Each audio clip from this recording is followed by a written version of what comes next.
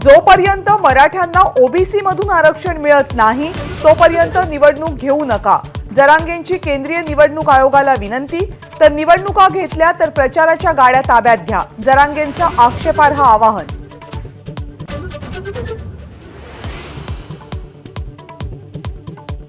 मराठा समाजातील वृद्धांनाही आता उपोषणाला बसवणार.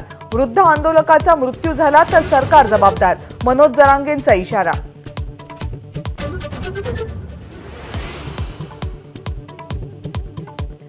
जरांगेंचे माजी सहकारी अजय महाराज बारसकरांची जरांगेंवर सडकून टीका. फक्त प्रसिद्धी आणि श्रेयवादासाठी आंदोलन, बारसकरांचा आरोप.